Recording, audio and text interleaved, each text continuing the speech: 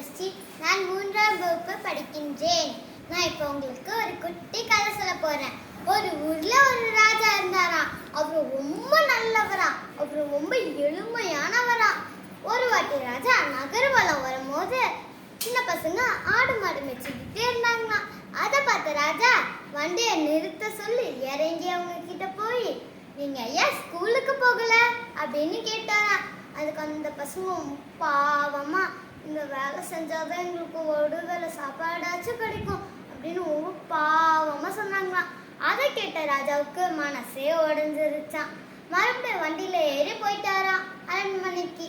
அரண்மனைக்கு போய் இதை பத்தியே யோசிச்சுட்டு இருந்த ராஜா தன்னோட அமைச்சருங்க எல்லாத்தையும் கூப்பிட்டு, நம்ம ஃப்ரீ எஜுகேஷன் கொடுத்தா மட்டும் போதாது, ஃப்ரீ ஃபுட்டும் கொடுக்கணும் அப்படின்னு சொன்னாராம்.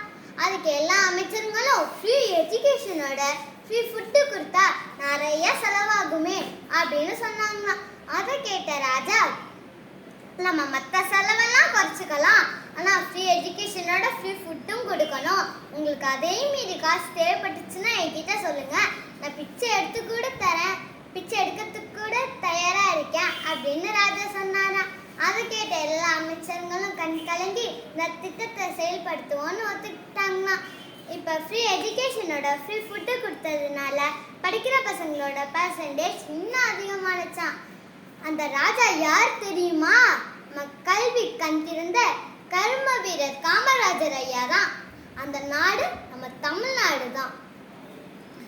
இப்ப புரியுதா? நம்ம அப்பா அம்மா படிச்சதுக்கும் நம்மளே அவங்க படிக்க வைக்கணும்னு நினைக்கிறதுக்கும் நம்ம காமராஜர் ஐயா தான் காரணம். பதவி நாற்காலிக்கு பல தலைவர்கள் போட்டி போடும் போது முதல்வர் நாற்காலியே ஆசைப்பட்ட தலைவர் நம்ம காமராஜர் ஐயா தான். இப்படிப்பட்ட காமராஜரோட பிறந்த நாள் அன்னைக்கு நாமளும் நல்லா படிச்சு நம்ம அப்பா அம்மாவையும் நம்ம டீச்சர்ஸையும் நம்ம ஸ்கூலையும் இன்னும் பெருமைப்படுத்துவோம்னு நம்ம உறுதிமொழி எடுப்போம். நன்றி, வணக்கம்.